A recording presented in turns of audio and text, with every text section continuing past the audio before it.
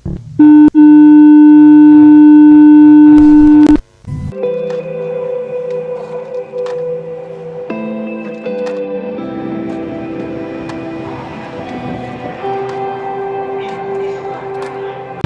guys, perkenalkan nama saya Raden Maisa Jalistia dengan NIM 23240107.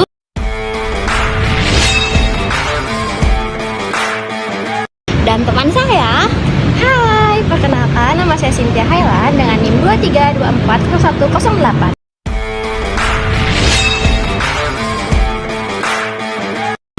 Welcome to our video. Indonesia, negeri yang kaya akan budaya, bahasa, dan semangat kebersamaan. Kita bangga menjadi bagian dari bangsa yang menjunjung nilai luhur dan Pancasila. Tapi, benarkah nilai-nilai itu masih kita pegang teguh? Identitas bangsa adalah jati diri.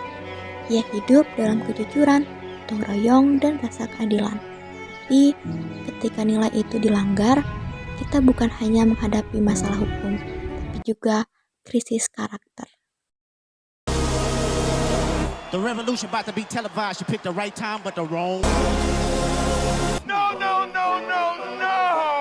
Too loud, too reckless, too ghetto. Korupsi bukan sekedar kejahatan keuangan. Ia merusak kepercayaan rakyat, memperlebar jurang kemiskinan, dan mencoreng wajah bangsa. Ketika pejabat mengkhianati amanah, nilai-nilai luhur pun terkoyak. Korupsi bukan sekedar pencurian uang negara. Ia adalah pengkhianatan terhadap kepercayaan, pemusnahan harapan rakyat, dan penghancuran masa depan bangsa. Korupsi menyelinap di balik senyum, jabatan, dan tanda tangan. Ia membunuh secara perlahan, melumpuhkan pendidikan, merampas kesehatan, dan memperlebar jurang kemiskinan. Setiap rupiah yang dikorupsi adalah hak rakyat yang dirampas. Setiap keputusan yang diselewengkan adalah mimpi anak negeri yang dibunuh. Korupsi bertentangan langsung dengan Pancasila. Sila kedua tentang kemanusiaan yang adil dan beradab dikoyak ketika hak rakyat dirampas. Sila kelima tentang keadilan sosial hancur oleh ketimpangan. Korupsi bukan budaya bangsa. Ia racun yang membunuh identitas bangsa.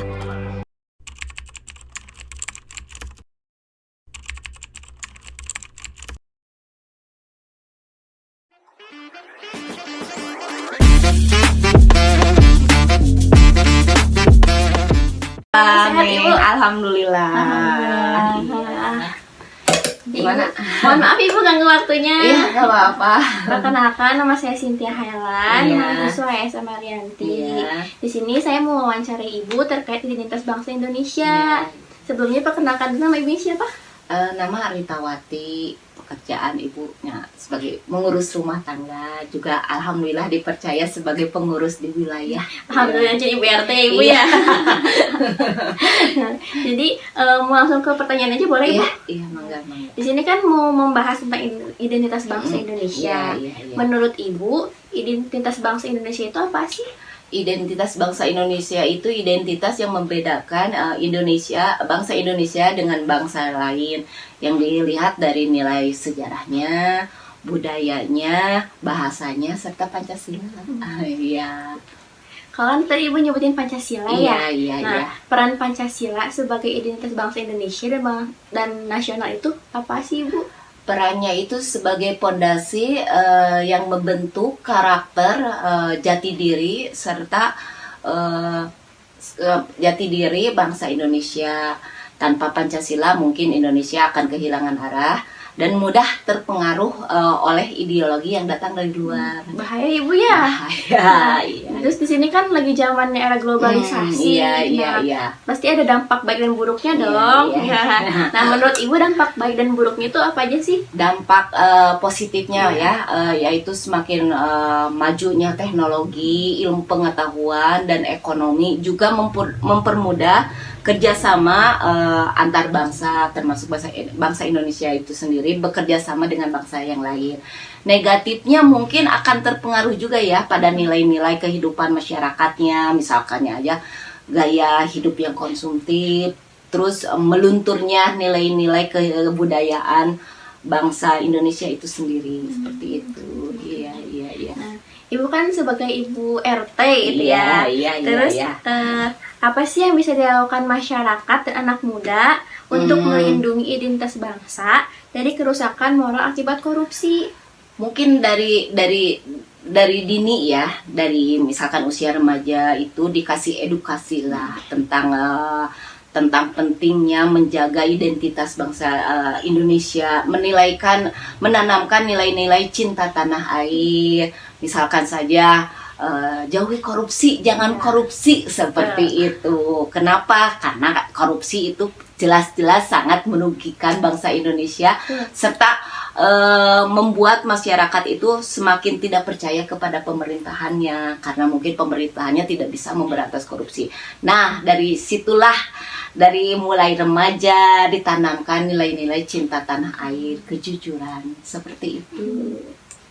Jadi kita sebagai bangsa Indonesia harus memberantas korupsi ya Ibu ya. Iya. Karena sangat merugikan semua pihak. Iya, betul. Oke, baik Ibu. Sekian aja pertanyaan dari saya. Terima kasih. Mohon maaf mengganggu waktunya Ibu. Iya, nggak apa-apa, Neng. Terima kasih banyak. Iya, sama-sama. Assalamualaikum. Waalaikumsalam.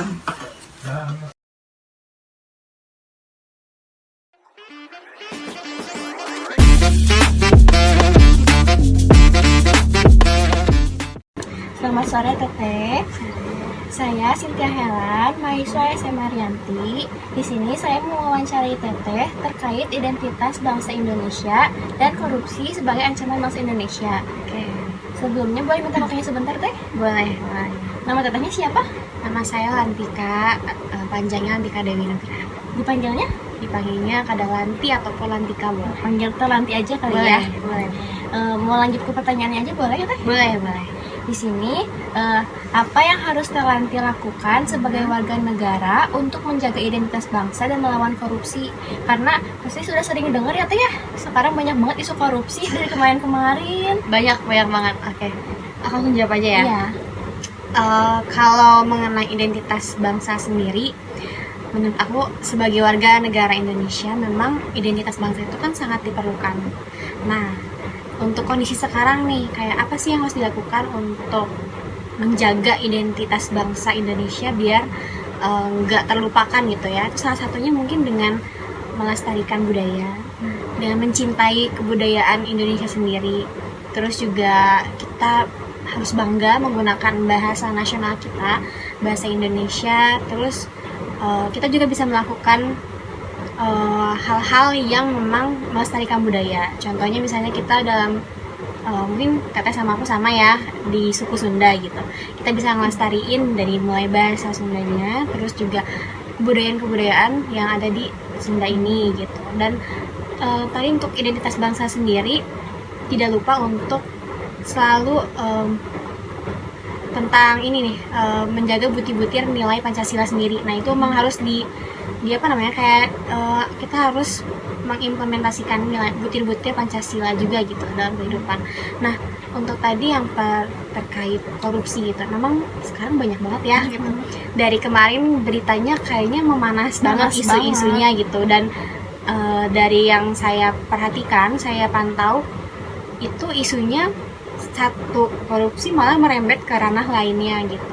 Nah ini tuh memang menjadi salah satu isu yang kayak lagi happening di Indonesia.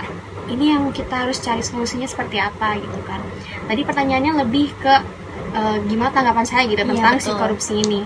Jujur kalau saya memang kecewa ya, tapi balik lagi gimana sih caranya untuk kita sebagai generasi muda mungkin ya lebih tepatnya untuk tidak menambah beban negara gitu dengan korupsi ini gitu ya, karena kemarin pusing sekali gitu, banyak kasus-kasus seperti Pertamina, itu isu-isu yang memang muncul dan merembet ke hal-hal yang lain ya, timah dan sebagainya.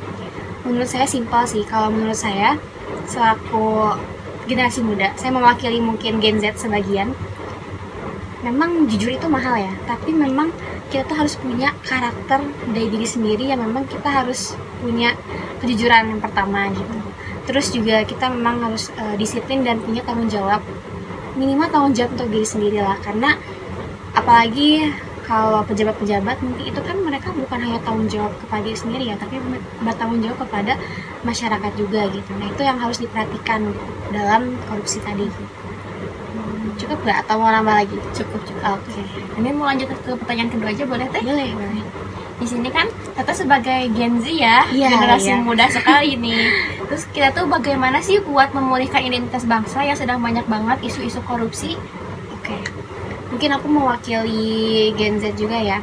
Sebenarnya kalau kita lihat gitu ya, si korupsi yang sekarang lagi rame-rame ini tuh kebanyakan, saya tidak menyalahkan generasi-generasi sebelumnya. Memang kebanyakan dari generasi-generasi sebelum kita gitu. Nah, mungkin salah satunya itu kita kecolongan gitu ya. Sebagai kita penerus bangsa nih, itu kan mempengaruhi identitas negara dong. Maksudnya dengan nilai-nilai Pancasila yang kita amalkan tiap hari, kok tidak sesuai gitu. Berperilaku jujur tapi tidak gitu. Nah, apa sih yang generasi muda harus lakukan? Menurut saya tuh yang pertama memang baik lagi ya kepada kejujuran tadi.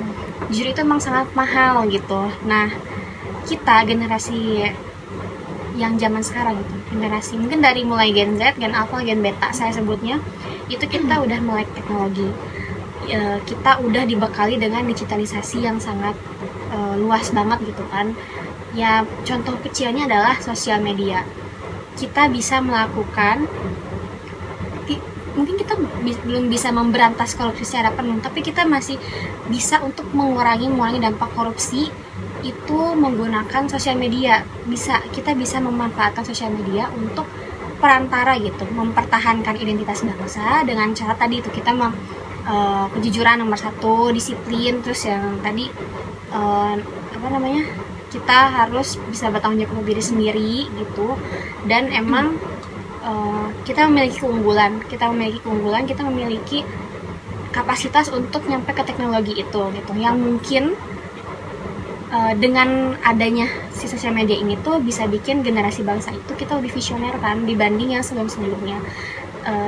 Banyak kok contohnya kayak Gen Z itu sudah, walaupun ya ada yang bilang kayak ya Gen Z beban untuk negara dan sebagainya, saya tidak sepakat dengan kata-kata itu, karena kalau dilihat-lihat gitu ya, Gen Z itu banyak menyumbang juga untuk negara gitu, terutama tentang teknologi gitu kan.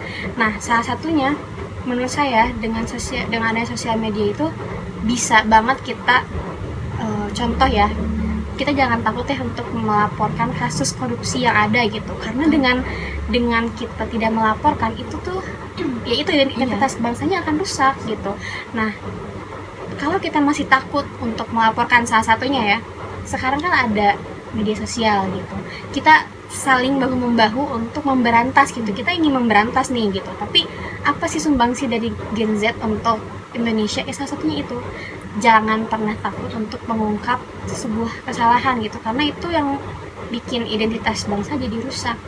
Menurut saya kita bisa kok menuju ke generasi emas 2045 dan sebagainya itu dengan cara bekerja sama tetap gitu. Jadi memang kalau korupsi memang hal-hal yang udah turun-temurun kalinya, cuma mungkin kita bisa memberantas sedikit-sedikit lah gitu, salah satunya dengan media sosial. Tapi gimana kan tadi nyebutin media sosial ya, kan banyak nih generasi-generasi yang baru takutnya kan malah menyalahgunakan media sosial. Nah, takutnya mereka tuh malah jadi terinspirasi buat melakukan korupsi, itu gimana Teh?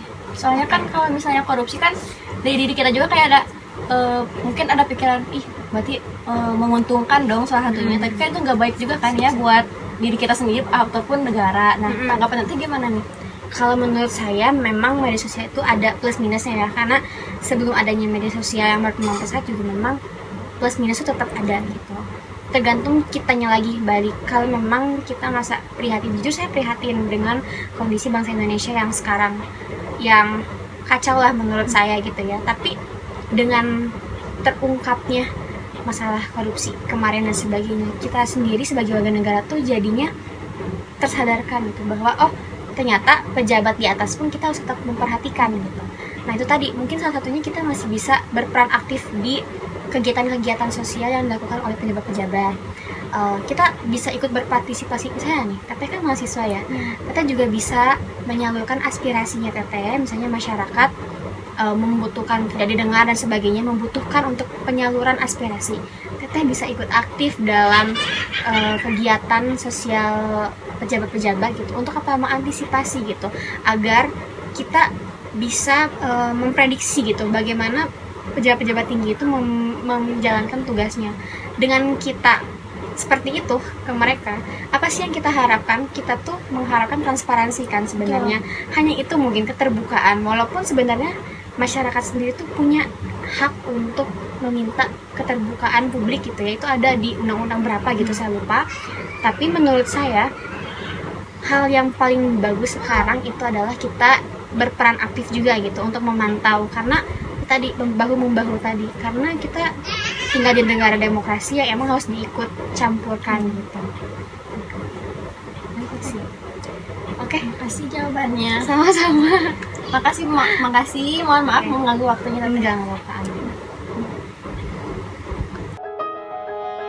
Kesimpulan yang dapat kita ambil dari jawaban kedua narasumber kita yaitu korupsi yang merusak identitas bangsa memiliki dampak negatif yang luas, seperti kerusakan kepercayaan publik, menghilangnya nilai-nilai budaya, kerugian ekonomi, melemahnya institusi negara, dan dampak sosial yang terjadi di masyarakat. Untuk mengatasi korupsi, diperlukan upaya yang komprehensif seperti meningkatkan transparansi, menguatkan lembaga anti korupsi, dan meningkatkan kesadaran masyarakat. Esok hari adakah yang cukup mampu mewakilkan suara kami? Jelas tak ada yang tahu. Ada yang cukup peduli umat yang dikelabui, melupakan masa lalu. Namun kami belum tentu menteri kerusuhan lagi, korban nuklir lagi. Jadikan pelajaran, jangan sampai rusak beneran. Kertu masih main tusuk, tiap hari kian buruk. Ayo cepat mending rujuk, jangan sampai salah tujuh.